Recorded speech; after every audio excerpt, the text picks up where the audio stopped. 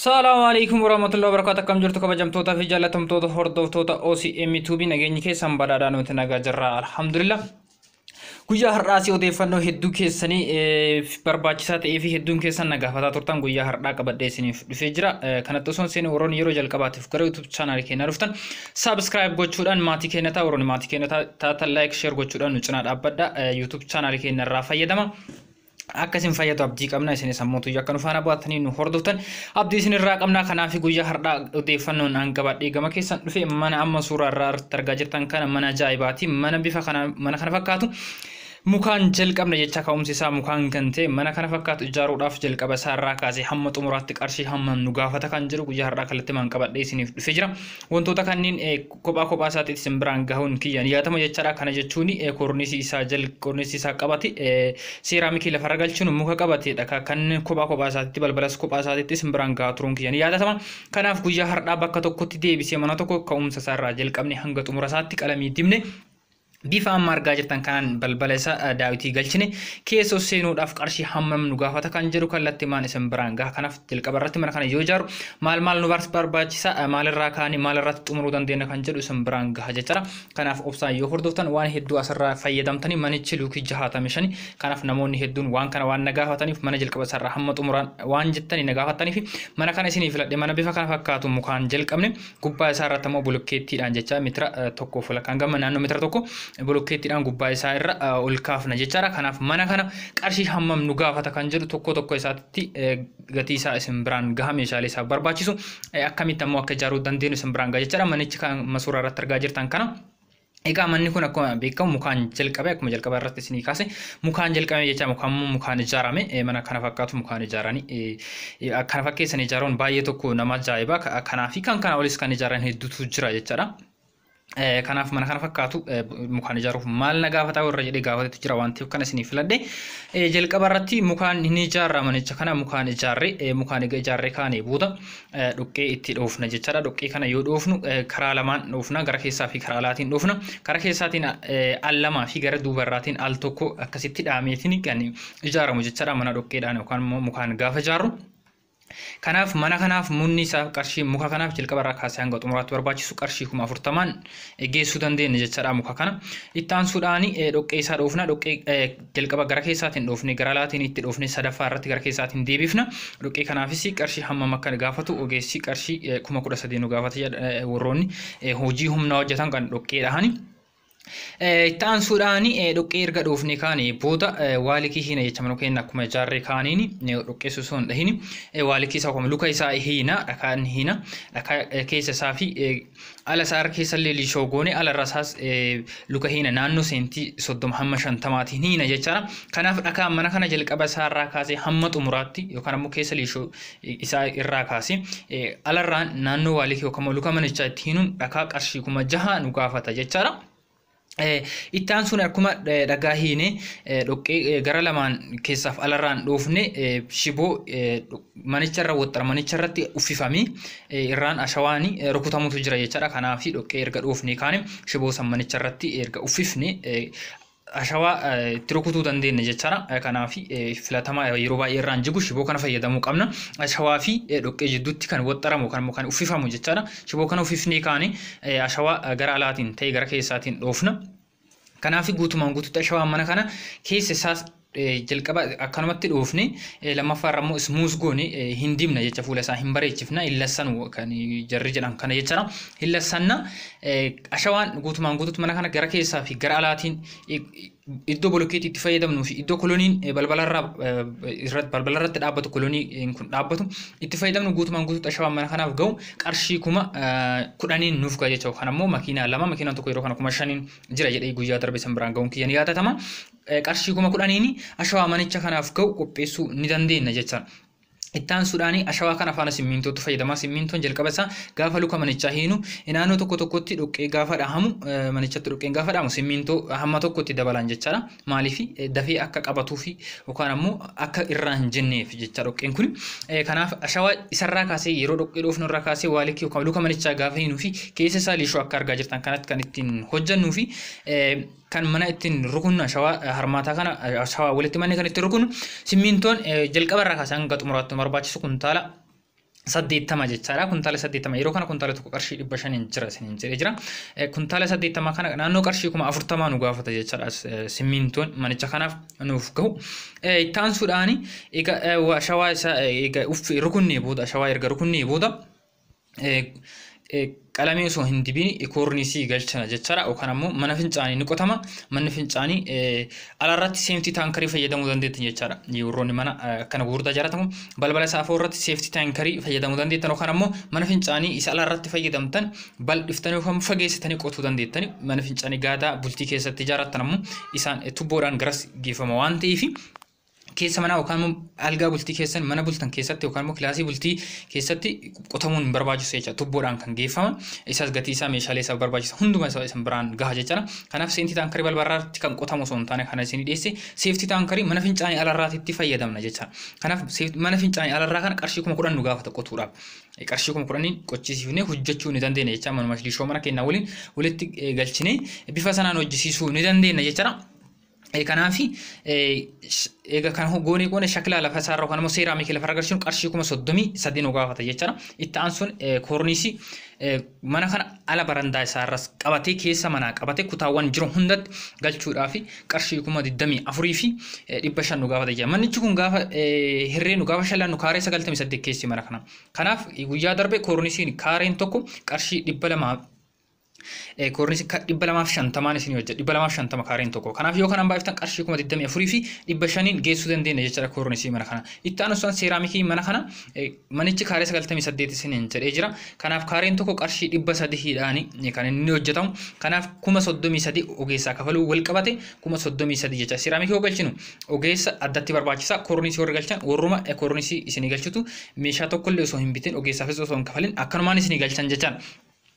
Haaluma isa fakkaatuun eega kana goonee kaanee booda balballis jira. Balbala amma argaa jirtan kana sibiilli kun addatti hojjisiifame daawwitiinis addatti shallagamee kaaree hammamee akka ta'e dhufee itti galaa jechaadha. Kanaaf bifa kanaan diizaayina kanaan sibiila sadarkaa tokkoffaa kanaan galfachuu yoo barbaanne balbalichi qarshii 31 jechaadha balbalichi alarraa kun. Manichi gaadaa keessa mana bultii fi kilaasii hiiqaa tokko qaba jechaadha. Kilaasii hiiqaa balbala akkasii galchuun baay'ee hin barbaachisu. Kanuma xaawulaa galchuu fi kan filattan galchuu dandeettan. Balbala bultiitiif kan barbaachisu balballi tokko keessa mana kanaa jira. Kanaaf balbala bultiitiif koomparsaatoo cimaa MDF mukarraa kan muka MDF jedhamurraa kan hojjetame balbalti kan gaadaadha jechaadha. Qarshii 5,000 kan dalagametu keessa isaa qarshii 5,000 dalasiifachuu dandeettu kan immoo qarshii 5,000 isiniif dalagan jecha. Walumaa galatti barri alarraa kana qabate barri kutaa keessaa qabate qarshii 36,000 fi 200 geessuu ni dandeenya jechaadha daawwitii osoo hin qabatin. Daawwitiin balbala alarraa argaa jirtan kanniinii fi foddaa isaa qabate itti galchuu yoo barbaan qarshii 6,000 galchuu dandeenya jechaadha daawwitii kana hundaaf gahu. Balbala kana hammama foddaa kana qabate qarshii 6,000 daawwiticha galchuu dandeenya. Sibiilicha ammoo qarshii 36,000 fi 200 galchuu dandeenya. Balbala kana kan galcha warra mana kana ashawaa rukutantu isinii galchuu danda'an jecha kaffaltii tokkoon ala yeroo mana keessan ashawaa rukuchisiiftan balbalas isintu galcha jettanii walii galtee akkasii uumuu qabdanii kanaaf isaantu galcha waan ta'eef kaffaltii tokko malee isaantu galcha kan ittiin hojjisiiftan ammoo qarshii 36,200 hojjisiisuu dandeettan daawwitii isaa qarshii 6,000 hojjisiisuu dandeettan walitti herreetan hammam akka dhufu adda baasuu dandeettan jechaadha. Isatti aansuudhaan mana fincaanii kutaa bultii keessan keessa jiru. Kutaa bultii keessan keessa manni fincaanii jiru manni fincaaniitti kan taa'umsa kan jiru qarshii 6,000 meeshaa isaa guutuu wajjin ni dalasee yookaan isiniif kennamu kan bitachuu ni dandeettan jechaadha. Isumatti aansuudhaan shaaworii achi keessa jiruudhaaf meeshaan isaa qarshii 2,000 jechaadha. Ogeessa dabalatee mana fincaanii gaadaa bultii keessan ammoo kutaa bultii keessan keessa jiru shaaworii fi kan mana fincaanii meeshaa bituu dabalatee ogeessa dabalatee qarshii 11,000 xumuruu ni dandeettan jechaadha. Kan ogeessota galchan gaafa kan isin dhiyeesse waan ta'eef qarshii 11,000 mana fincaanii kan shaaworii kan kutaa bultii keessa jiru xumuruu ni dandeettan jechaadha. Kan alarraa immoo qarshii 10,000 dalasiifama isiniin jedhee jira. Egaa itti aansuudhaan ogeessatu jira. Ogeessi mana kanaaf barbaachisu fakkeenyaaf jalqaba isaarra kan qorqorroodhaan kan mana mukaan kaasan irraa jalqabee hanga xumuraatti kan jiran gatii ogeessaas isa biraan gaha jechaadha. Itti aansuudhaan manicha kanaaf qorqorroo luukii 65 kan barbaachisu jecha luukii 65 yeroo kana gabaarratti luukiin tokko kan qorqorroon takka qarshii 270 jirti. Walumaa galatti qorqorroo 60 kana bituudhaaf qarshii 17,550 nu gaafata jechaadha. Qarshii kana qopheessinaan bituu ni dandeenya. Egaa manichi kun mukaan kaa'ime isiniin jedhee jira. Gubbaa isaa irratti iddoo amma argaa jirtan kana bishaan roobaa dhufee bakka lafatti bu'u gubbaa isaa irraan yookaan balbala gubbaa isaa irraan akkuma argaa jirtan kanatti bolokkeettiidhaan kan ol ka'u jechaadha. Kanaaf bolokkeettii naannoo bolokkeettii 370 kan barbaachisu bolokkeettiin takka qarshii 10 waan ta'eef walumaa galatti bolokkeettiin kun qarshii naannoo 390 3,900 hanga qarshii 4,000 nu gaafata jecha bolokkeettiin mana kana fayyadama. Duubarraanis jira bolokkeettii lamatu kaa'ama duuba manichaarraan afoo kanarraa hedduu isaatti ol kaa'ama jechaadha. Kanaaf manichi bolokkeettiidhaan waan kaafamee ijaarame fakkaata akkam argaa jirtan kanatti qarshii 4,000 bolokkeettii bituu ni dandeenya jechaadha. Ferro akka margaa jirtan balbala isaa irratti kan dhaabbatu ferro lamaan argaa jirtanii garanattis ferro tokko jira gubbaa isaarra biimiidhaaf kan gale kan argaa jirtan qalamii yookaan ammoo halluu gurraacha kan dibame kan argaa jirtan kanaafi balbala irratti kan dhaabbatu halluu daalacha kan dibame kan argaa jirtan sibiila jecha ferroon guutumaan guutuutti mana kanatti fayyadamuu dandeenyu qarshii 15,000 nu gaafata jechaadha bittaa isaatiif qarshii 15,000 yoo qopheessin ferroo kana kan mana kanaaf nu barbaachisu galchuu ni yookaan ammoo bituu ni dandeenya jechaadha. Itti aansuudhaan mismaaratu barbaachisa mana kanaaf mismaara girgiddaan ittiin hojjetamuu fi gubbaarra qorqorroon ittiin dhamu walumaa galatti mismaara saanduqa 4 amma 6 mismaara saanduqa 6 barbaachisa walumaa galatti qarshii 1,400 mismaara xumuruu ni dandeenya hamma qarshii 1,500 akkas gaafata jechaadha.